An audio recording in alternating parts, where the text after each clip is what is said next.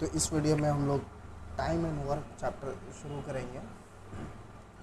Time and work chapter number 13 और exercise 13A से शुरू करेंगे। तो टाइम एंड वर्क में जो प्रॉब्लम आएगा उसको सॉल्व हम लोग यूनिटरी मेथड से करेंगे। तो पहला क्वेश्चन क्या लिखा है, Rajan can do a piece of work in 24 days while Amit can do it in 30 days. In how many days can they complete it if they work together. इसका मतलब क्या है कि राजन 24 दिन में काम ख़त्म कर सकता है और अमित जो है 30 दिन में काम ख़त्म कर सकता है। तो बताना है कि दोनों जब साथ में काम करेगा तो कितना दिन लगेगा ख़त्म होने में। तो क्वेश्चन में दिया था कि Rajan can complete the work in 24 days. इसका मतलब 1 day वर्क ऑफ राजन 1/24 होगा। यही है यूनिटरी मेथड। अगर राजन 24 दिन में काम को ख़त्म कर सकता है, इसका मतलब एक दिन में राजन 1/24 वर्क करेगा। उसी तरह से अमित के बारे में क्या दिया था कि Amit can do it in 30 days. इसलिए 1 day वर्क ऑफ अमित क्या होगा 1/30.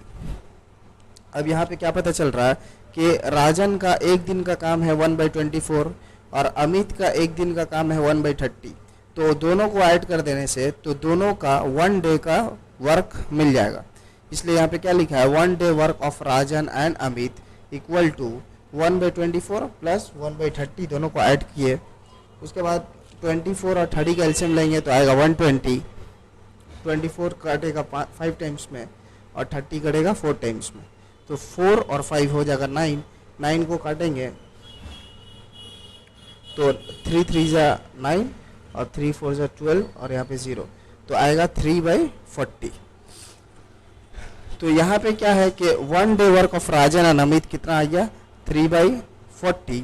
इसका मतलब राजन एंड अमित कंप्लीट कितना दिन में करेगा, बस इसका रेसिप्रोकल कर देना है, 4/40/3 कर देना है। जिस तरह से 24 डेज को हम लोग 1/24 कर दिए, उसी तरह से जब 1 day वर्क दे दे तो नंबर ऑफ डेज निकालने के लिए इसको रेसिप्रोकल कर देंगे। तो क्या लिखे हैं, therefore they can complete the work इन 4/3, यानी इसका रेसिप्रोकल 4/3 डेज. उसके बाद लिखना है दैट इज 13 एंड 1/3 डेज. इसको सिंप्लीफाई करके हम लोग मिक्स फ्रैक्शन में लिख देंगे। तो यही इसी तरह का क्वेश्चन इस चैप्टर में आएगा और यूनिटरी मेथड से हम लोग 1 day वर्क निकालेंगे और उसके बाद काम होता जाएगा। अब क्वेश्चन नंबर 3. तो क्वेश्चन नंबर 3 में क्या लिखा है, A and B working together can finish a piece of work in 6 days while A alone can do it in 9 days. How much time will B alone take to finish it? इसका मतलब A और B एक साथ काम करेगा तो 6 days में काम खत्म कर देगा और A अगर अकेला काम करेगा तो उसको 9 दिन लगेगा। तो बताना है कि B को कितना दिन लगेगा काम खत्म करने में। तो यहाँ से हम लोग क्या करेंगे, सबसे पहले तो 1 day work of A plus B निकाल लेंगे और फिर 1 day वर्क ऑफ A निकालेंगे और उसको माइनस करने से 1 day वर्क ऑफ B मिल जाएगा और फिर उसको रेसिप्रोकल कर देने से नंबर ऑफ डेज मिल जाएगा। तो क्या लिखेंगे, यहाँ पे क्या दिया था पहले कि A alone can do it in 9 days. तो यहाँ पे लिखे हैं A can do work in 9 days. Therefore 1 day's work of A equal to 1/9. 9 को उल्टा कर देना है 1/9. और उसके बाद क्या दिया था, A और B साथ में 6 दिन में काम करेगा। इसका मतलब 1 day's वर्क, यहाँ पे डेज लिख सकते हैं, 1 day's work of A and B is 1/6. क्योंकि A और B साथ में 6 दिन में काम कर रहा था, इसलिए इसका 1 day वर्क होगा 1/6. अब यहाँ पे देखना है कि ये जो 1/6 है इसमें A और B दोनों का 1 day वर्क है और ये जो 1/9 है इसमें सिर्फ 1 day वर्क ऑफ A है। तो अगर हम दोनों में से A को माइनस कर देंगे तो किसका बचेगा, B का। यानी कि इस 1/6 माइनस 1/9 करने से 1 day वर्क ऑफ B मिल जाएगा। तो यहाँ पे वही लिखा गया है, 1 day's work of B is equal to 1/6 माइनस 1/9, क्योंकि यहाँ पे दोनों है और यहाँ पे सिर्फ A है। तो दोनों में से A को माइनस करेंगे तो सिर्फ B का बचेगा। उसके बाद इसको सिंप्लीफाई करना है तो इसके एलसीएम लेने होगा 6 और 9 का 18, यहाँ आएगा 3, यहाँ पे आएगा 2, तो ये हो जाएगा 1/8. 18। इसका मतलब 1 डे वर्क ऑफ बी कितना है 18, 1/18। तो नंबर ऑफ डेज बी को कितना लगेगा, इसको रेसिप्रोकल कर देंगे तो हो जाएगा सिर्फ 18। यहाँ पे लिखना है therefore B can do the work in 18 days. तो बस यहाँ बेसिक कॉन्सेप्ट क्या है कि अगर आपको नंबर ऑफ डेज दिया हुआ है तो 1 डे वर्क निकालने के लिए रेसिप्रोकल करना है, और अगर 1 डे वर्क दिया है तो नंबर ऑफ डेज निकालने के लिए उसको रेसिप्रोकल करना है। यही है यूनिटरी मेथड। अब आते हैं क्वेश्चन नंबर 5 में। तो क्वेश्चन नंबर 5 में क्या दिया है, A B and C can do a piece of work in 10 days 12 days and 15 days respectively. How long will they take to finish it if they work together. इसका मतलब ए को 10 दिन लगेगा, बी को 12 दिन और सी को 15 दिन। तो बताना है कि कितना दिन में तीनों एक साथ मिलके काम करेगा। तो यहाँ पे क्या करना है, ए को लग रहा है 10 डेज, तो 1 डे वर्क ऑफ ए निकालेंगे, कितना आएगा 1/10। फिर उसी तरह से 1 डे वर्क ऑफ बी, उसी तरह से 1 डे वर्क ऑफ सी निकालना है। अब जब तीनों एक साथ काम करेगा तो तीनों को ऐड कर देंगे। तो क्वेश्चन को सॉल्व कैसे करेंगे, यहाँ पे लिखेंगे 1 डेज वर्क ऑफ ए, यहाँ हो जाएगा 1/10 क्योंकि ए को कितना दिन लग रहा था 10 दिन। उसी तरह से 1 डेज वर्क ऑफ बी कितना होगा 1/12 क्योंकि बी को लग रहा था 12 डेज। उसी तरह से 1 डेज वर्क ऑफ सी हो जाएगा मेरा 1/15। अब क्वेश्चन में क्या पूछा है कि तीनों साथ में मिलके काम करेगा तो कितना दिन लगेगा। तो 1 day work of A B and c निकालने के लिए हम लोग तीनों को ऐड कर देंगे, 1/10 प्लस 1/12 प्लस 1/15। उसके बाद इसका एलसीएम लेना पड़ेगा।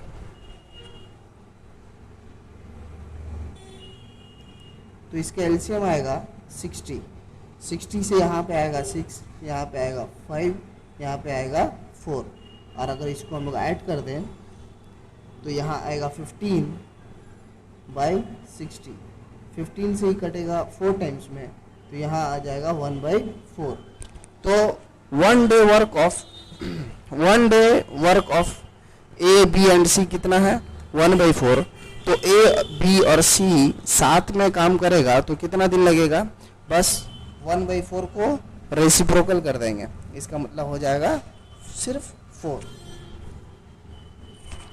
तो यहाँ पे क्या लिखना है, therefore A B and C together can do the work in 4 days.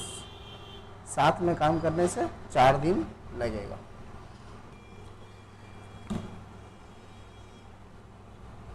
अब देखते हैं क्वेश्चन नंबर 7 क्या लिखा है, A B and C two working together can finish a piece of work in 8 hours.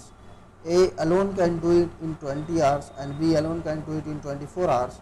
In how many hours will C alone do the same work? Question का क्या मतलब है कि ए बी सी साथ में काम करेगा तो उसको 8 घंटा लगेगा, और ए को अकेले काम करने में 20 घंटा लगेगा, बी को अकेले काम करने में 24 आवर्स लगेगा। तो बताना है कि सी को कितना घंटा लगेगा। तो अगर हम ये पता कर लें कि सी को 1 घंटा में कितना काम करेगा तो हम लोग उसको रेसिप्रोकल कर देने से पता चल जाएगा कि उसको कितना टाइम लगने वाला है। तो क्वेश्चन को किस तरह से करना है, यहाँ पे हम लोग पहले क्या दिया था कि ए बी सी साथ में काम करने से 8 घंटा लगाएगा। तो यहाँ लिखना होगा 1 hours work of A B and C is equal to 1/8। यहाँ पे 1 डेज वर्क नहीं लिखे हैं क्योंकि क्वेश्चन में घंटा दिया है, आवर दिया है। तो यहाँ पे लिखना होगा 1 hours work of A B and C is equal to 1/8। और फिर क्या बोला था कि ए को 20 घंटा लगेगा, तो लिखेंगे 1 hours work of A is equal to 1/20, और उसी तरह से 1 hour work of B is equal to 1/24। अब अगर ये पता करना है कि सी 1 घंटा में कितना काम करेगा तो हमको क्या करना पड़ेगा, यहाँ पे 1/8 में क्या है, ए बी और सी तीनों का वर्क है, यहाँ पे सिर्फ ए का वर्क है, यहाँ पे सिर्फ बी का वर्क है। अगर हम तीनों में से ए और बी को माइनस कर दें तो सिर्फ सी का वर्क बचेगा।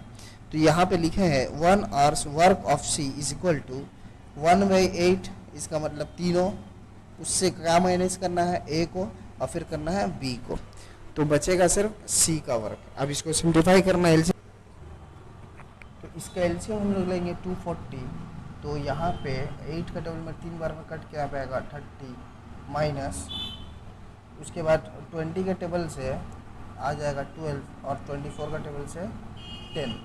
तो इसका सिम्प्लीफिकेशन कैसे होगा 30 माइनस 10 20 और 20 से फिर 12 जाएगा तो बचेगा 8/2 40। 8 के टेबल से काटेंगे तो 3 टाइम्स में यानी कि 1/30 आएगा। इसका मतलब 1 आवर्स वर्क ऑफ सी कितना है 1/30। इसका मतलब इसको कितना घंटा लगेगा काम करने में 30 घंटा। इसको उल्टा करना होगा, इसका रेसिप्रोकल करने होगा तो 30 घंटा लग जाएगा।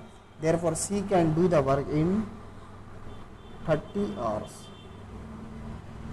यही होगा इसका आंसर। अब देखेंगे हम लोग क्वेश्चन नंबर 8। क्वेश्चन नंबर 8 में क्या लिखा है A and B can finish a piece of work in 16 days and 12 days respectively. A started the work and worked at it for 2 days. He was then joined by B.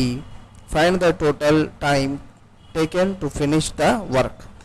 Question का मतलब क्या है कि A को लगेगा 16 days, B को लगेगा 12 days काम को ख़त्म करने में। लेकिन A क्या हुआ, A पहले काम को स्टार्ट किया, 2 दिन तक किया, उसके बाद फिर B ज्वाइन किया।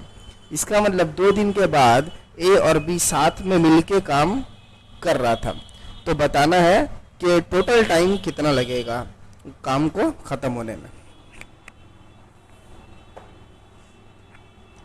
तो इसको कर रहे हैं कैसे, सबसे पहले तो 1 डेज वर्क ऑफ ए निकालना है। ये होगा 1/16 क्योंकि ए को 16 डेज लग रहा था काम ख़त्म करने में। उसके बाद 1 डेज वर्क ऑफ बी भी निकाल लेंगे, 1/12 होगा। लेकिन क्वेश्चन में क्या बोला है कि ए जो है 2 दिन तक काम किया है पहले, उसके बाद फिर बी ज्वाइन किया है। तो 2 डेज वर्क ऑफ ए क्या होगा, यहाँ पे 1 डेज वर्क ऑफ ए कितना है 1/16। तो 2 डेज वर्क निकालने के लिए 2 से सिंपली मल्टीप्लाई करा देंगे तो ये हो जाएगा 2/16। इसको काटने से यहाँ पे आएगा 1/8। इसका मतलब 2 दिन में ए कितना काम कर दिया, 1/8 काम को ख़त्म कर दिया। तो अब देखना है कि काम बचा कितना, उसके लिए लिखना होगा रिमेनिंग वर्क। रिमेनिंग वर्क जब भी निकालना हो हम लोग 1 से माइनस कर देंगे 1/8 को। इसका मतलब जितना काम हो चुका है उसको 1 से माइनस करना है। तो यहाँ पे कितना काम हुआ है 1/8, तो 1 से माइनस करेंगे 1 - 1/8 तो आएगा 8 1 8 -1 7/8। अब जो 7/8 रिमेनिंग वर्क है, जो मेरा बचा हुआ काम है, इसको कौन करेगा, ए और बी मिलके साथ में करेगा। तो जब ए और बी साथ में काम कर रहा है तो हमको पता करने होगा कि 1 days work of A and B कितना है। तो 1 days work of A and B निकालने के लिए ए का 1 डेज का काम कितना है 1/16 और बी का 1 डे का काम कितना है 1/12। तो दोनों को ऐड करेंगे। उसके बाद एलसीएम होगा इसका 48, यहाँ आएगा 3, यहाँ आएगा 4, यहाँ आ जाएगा 7/48। यानी कि ए और बी अगर साथ में काम करें तो 7/48 काम करेगा एक दिन में। लेकिन इन लोग को साथ में कितना काम करना है 7/8। तो उसके लिए क्या करना है, ये जो लाइन है इसी को घुमा के लिखना है। यहाँ पे क्या लिखा है 1 days work of A and B is equal to 7/48। तो हम लोग लिखेंगे 7/48 work is done by A and B in 1 days. इस तरह से पहले वाला स्टेटमेंट को ही हम लोग घुमा के बोलेंगे, और अगर इंग्लिश जान अच्छा है तो आप समझ लीजिए कि पैसिव वॉइस में बोलेंगे 7/48 work is done by A and B in 1 day. तो हम लोग को क्या करवाना था 7/8 काम कराना था, क्योंकि रिमेनिंग वर्क मेरा कितना है 7/8। तो 7/8 work is done by A and B इन, इसको किस तरह से निकालना है देखिए, यहाँ पे जो 7/48 लिखा है उसको रेसिप्रोकल कर देना है 48/7 और फिर इसको मल्टीप्लाई कर देना है 7/8। फिर से बोल दे रहे एक बार, यहाँ पे जो 7/48 लिखा था इसको रेसिप्रोकल करना है 48/7 और फिर जो 7/8 है इसको मल्टीप्लाई करेंगे। तो एक्चुअली में होगा क्या, 7/48 को रेसिप्रोकल करने से हम लोग को 1 वर्क का टाइम मिल जाएगा। एक काम कितना दिन में हो रहा था 48 बाई 7 डेज में। तो 7/8 काम कितना दिन में होगा, उसको 7/8 से मल्टीप्लाई कराएंगे। तो यहाँ पे अब काम करना है, तो 8 का टेबल से इसको कट करने से 6 टाइम्स में कट जाएगा और ये 7 कट जाएगा। डेट इज 6 डेज लगेगा 7/8 काम करने में। Therefore total number of days required कितना होगा, यहाँ होगा 2 + 6। क्यों, क्योंकि ए अकेले 2 दिन काम किया था, पहले अकेले जब काम किया था, उसके बाद बी ज्वाइन किया तो उसको कितना दिन लगा, 6 दिन लगा काम खत्म होने में, जो यहाँ पे आया। तो इन दोनों को ऐड कर देने से नंबर ऑफ डेज मिल जाएगा 8। और क्वेश्चन में हमको टोटल नंबर ऑफ डेज निकालने बोला था, इसलिए यहाँ पे ऐड करना पड़ा। तो यही हो गया इस क्वेश्चन का आंसर। अब आते हैं क्वेश्चन नंबर 9 में। क्या लिखा है, a can do a piece of work in 14 days while b can do it in 21 days. They began together and worked at it for 6 days. Then A fell ill and B had to complete the remaining work alone. In how many days was the work completed? तो question का एकदम मतलब simple है। ए को लगता है 14 दिन, B को लगता है 21 दिन काम करने में, और दोनों साथ में काम शुरू किया। कितना दिन तक काम किया, 6 डेज तक काम किया। उसके बाद ए बीमार पड़ गया और बी अकेले काम को ख़त्म किया। तो बताना है कि काम पूरा कितना दिन में ख़त्म होगा। तो सबसे पहले तो हम लोग 1 डे वर्क ऑफ ए निकाल लेंगे। 1 day work of A 1/14, 1 days work of B is equal to 1/21। अब देखना है कि ए और बी साथ में काम किया है या नहीं। क्वेश्चन में क्या दिया है कि ए और बी साथ में 6 दिन तक काम किया है। तो पहले हम लोग लिखेंगे 1 days work of A and B is equal to, दोनों को ऐड करना है। ऐड करने से हम लोग को क्या करना पड़ेगा, पहले एलसीएम लेंगे। एलसीएम आएगा 42, यहाँ पे आएगा 3, यहाँ पे आएगा 2, यहाँ पे आ जाएगा 5/42। तो एक दिन में ए और बी साथ में जब काम करेगा तो 5/42 वर्क करेगा। लेकिन ये लोग कितना दिन काम किया है, 6 दिन। तो यहाँ पे 1 डेज था, वहाँ पे 6 डेज कर देना है। 6 days work of A and B, और 6 मल्टीप्लाई कर देंगे किससे, 5/42 से। क्योंकि 5/42 मेरा 1 डे का वर्क था, तो 6 दिन का निकालने के लिए क्या करना होगा, सिंपली 6 से मल्टीप्लाई। तो 6 से यहाँ पे काटेंगे 7 टाइम्स में, यह आ जाएगा 5/7। तो 6 डेज में ए और बी साथ में मिल के कितना काम करेगा, 5/7। उसके बाद क्या हुआ, ए बीमार पड़ गया। तो हमको देखना होगा कि ए और बी जब साथ में काम कर रहा था और ए जब बीमार पड़ गया, उसके बाद वर्क कितना बच गया, यानी रिमेनिंग वर्क निकालना पड़ेगा।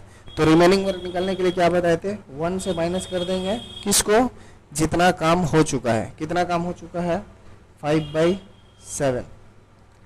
और अब यहाँ सिंप्लीफाई करेंगे, 7 1 से 7 माइनस 5, तो ये हो गया 2/7।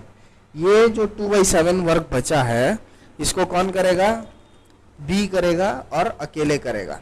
और हमको पता करना है कि कितना टाइम लगेगा।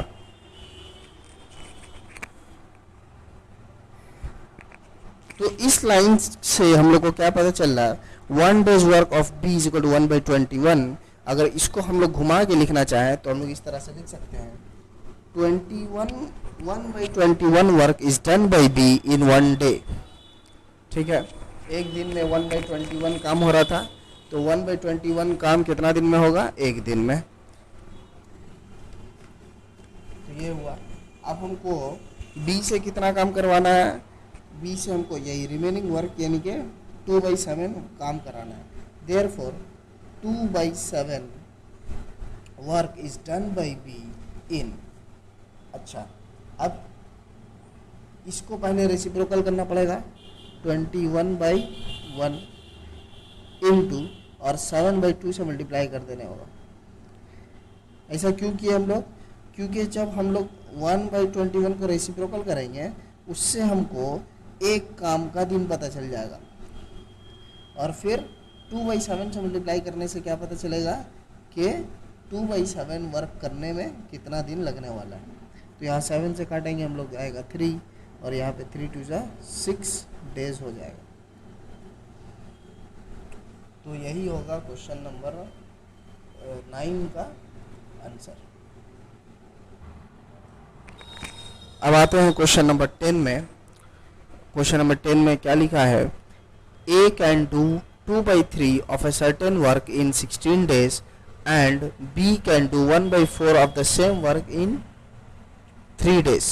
In how many days can both finish the work working together? इससे पहले जितना भी क्वेश्चन हुआ था उसमें क्या देता था कि a can finish the work in this days, b can do the work in this days. लेकिन यहाँ पे काम खत्म नहीं हुआ है, काम कितना किया है 2/3। ए जो है 2/3 काम किया है कितना दिन में, 16 डेज में। तो हम लोग को पता करना होगा कि ये काम को ख़त्म करेगा कितना दिन में, या हम लोग पता करेंगे कि ये एक दिन में कितना काम करेगा। उसी तरह से बी के बारे में भी पता करना होगा कि एक दिन में कितना काम करेगा, और फिर एक एक दिन का काम को ऐड करके रेसिप्रोकल कर देने से पता चल जाएगा कि ए और बी साथ में कितना दिन में काम करेगा। तो क्वेश्चन नंबर 10 में क्या लिखा है, 16 days work of A is equal to 2/3 हम लोग लिख सकते हैं, क्योंकि क्वेश्चन में दिया है कि 2/3 work is done by A in 16 days. तो हम लोग इस तरह से लिख दिए। अब यहाँ पे 16 की जगह 1 डे वर्क ऑफ ए निकालना है, तो 16 कहाँ चल जाएगा, नीचे आ जाएगा यहाँ पे।